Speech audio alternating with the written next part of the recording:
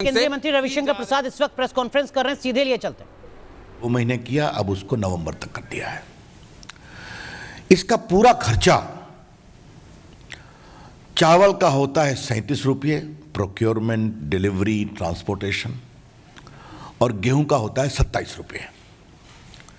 लेकिन भारत सरकार सब्सिडी देकर देश भर के प्रदेशों को देती है राशन शॉप के द्वारा बांटने के लिए। इंपॉर्टेंट समझिए, 2 रुपये किलो गेहूं, 3 रुपये किलो चावल।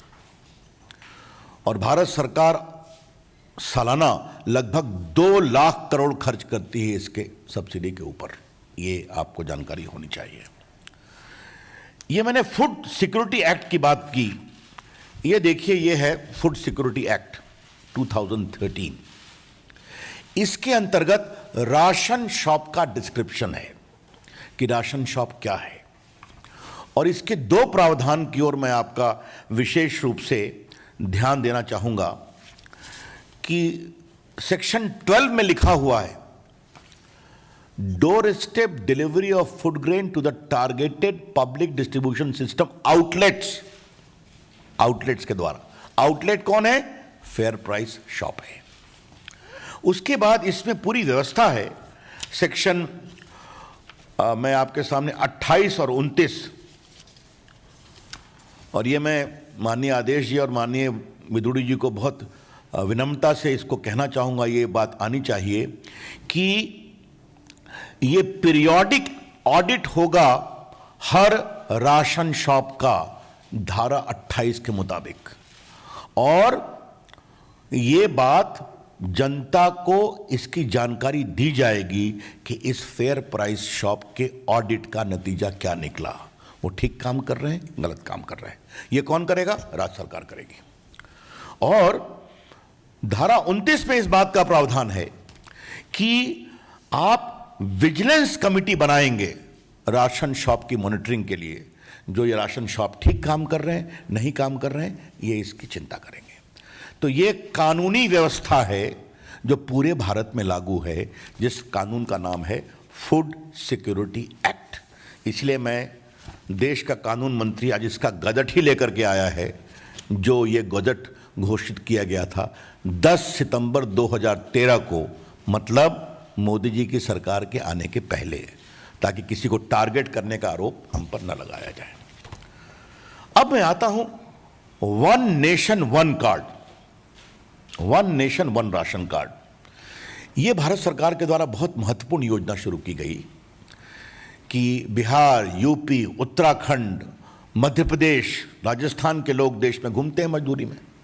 अब तो दक्षिण भारत के भी घूमते हैं। तो अगर वो गांव पर राशन कार्ड में उसका नाम है तो दिल्ली में नहीं मिलेगा, तो मुंबई में नहीं मिलेगा।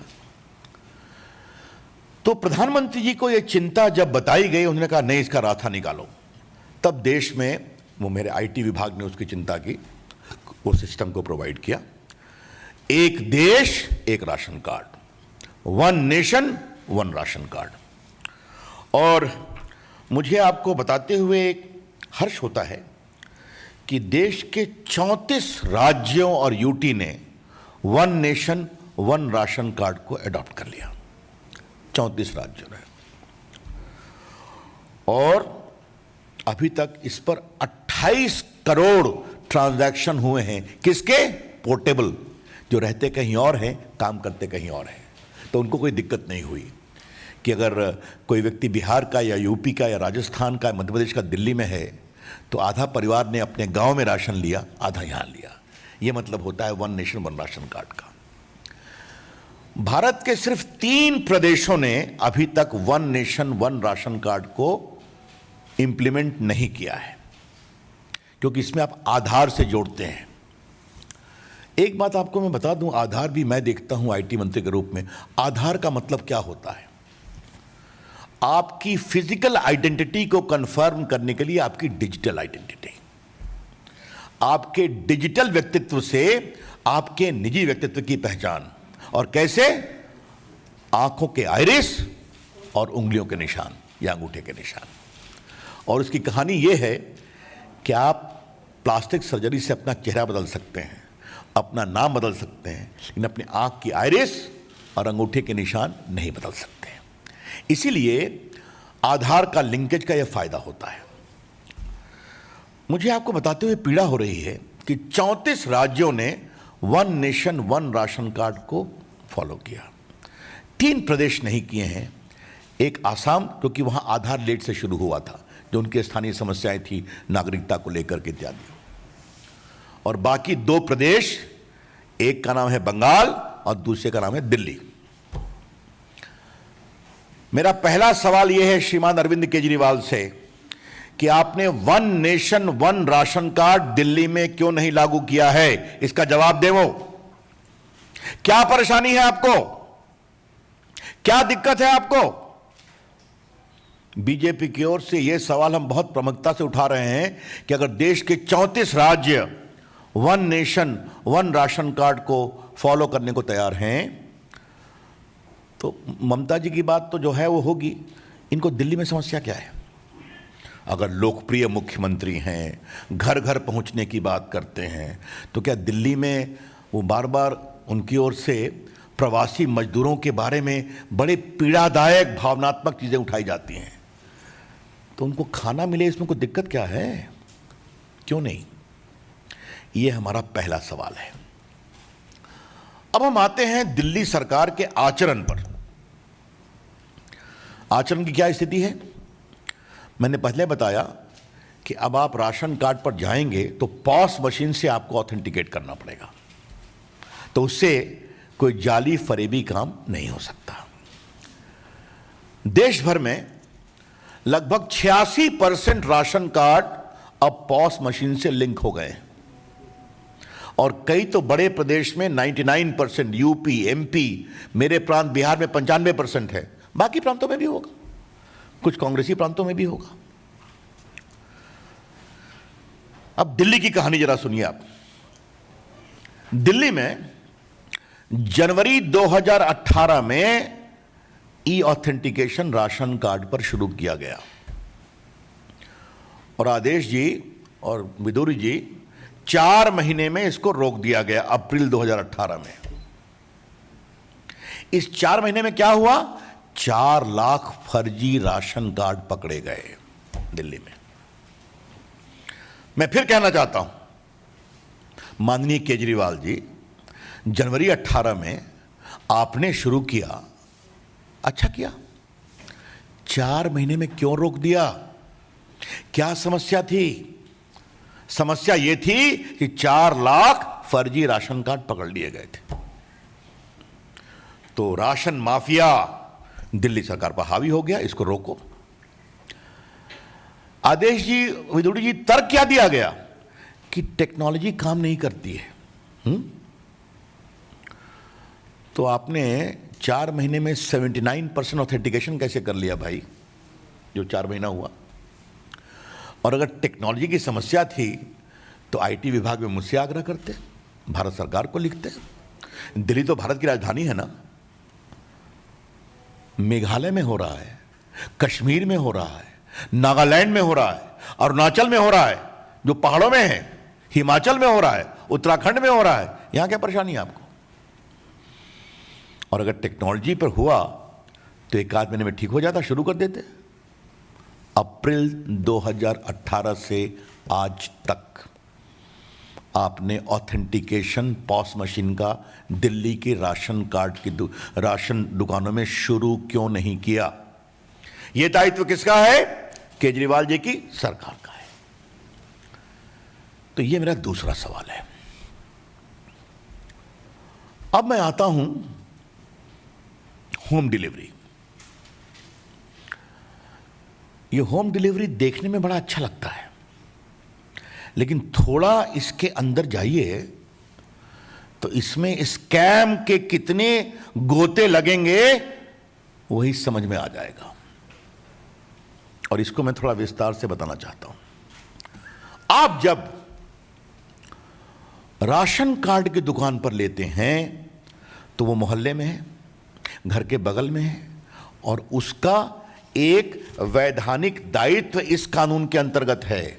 मतलब आपका विजिलेंस होगा, आपका इंस्पेक्शन होगा, आपका सोशल ऑडिट होगा, कितना माल आया कितना गया इसका आपको हिसाब देना पड़ेगा। नहीं देंगे तो आपके खिलाफ कार्रवाई होगी।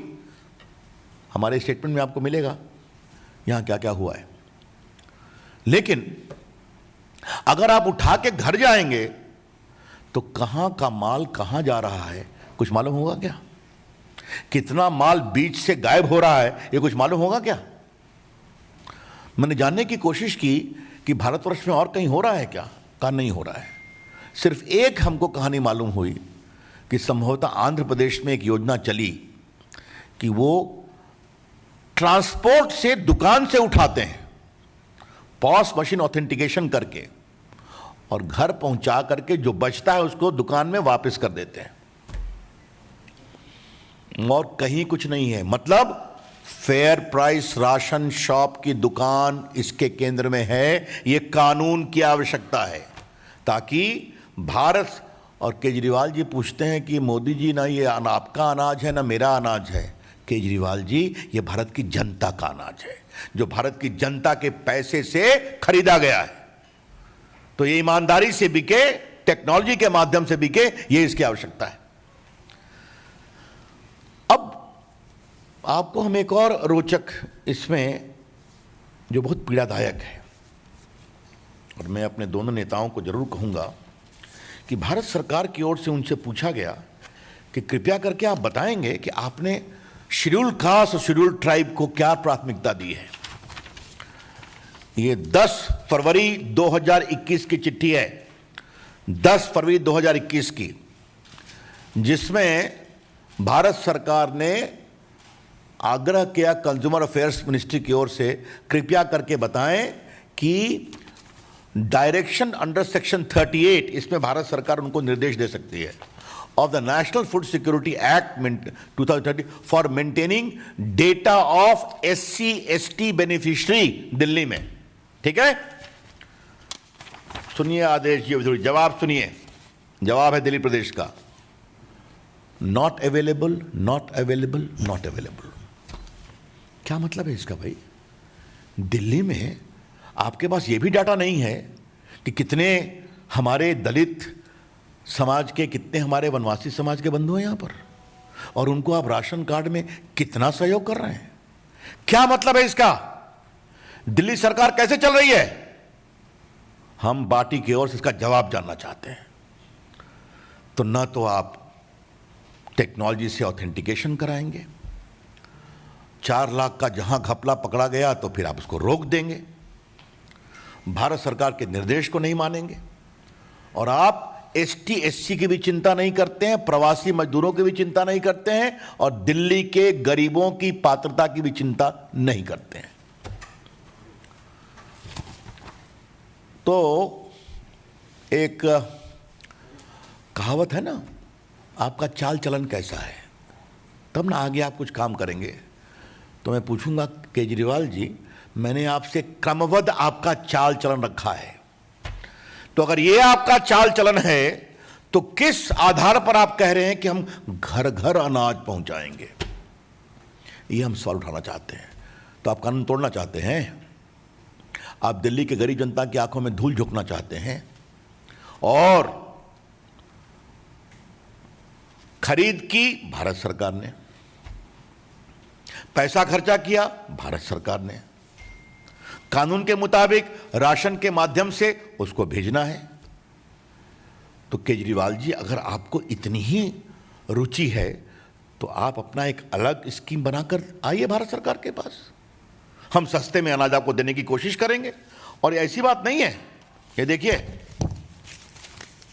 भारत सरकार की ओर से उनको 3 साल में इतनी चिट्ठियां लिखी गई हैं। तो आप सुन रहे हैं केंद्रीय मंत्री रविशंकर प्रसाद को, जो सीधा बड़ा सवाल खड़ा कर रहे हैं दिल्ली की सरकार पर पब्लिक डिस्ट्रीब्यूशन सिस्टम के मोर्चे पर।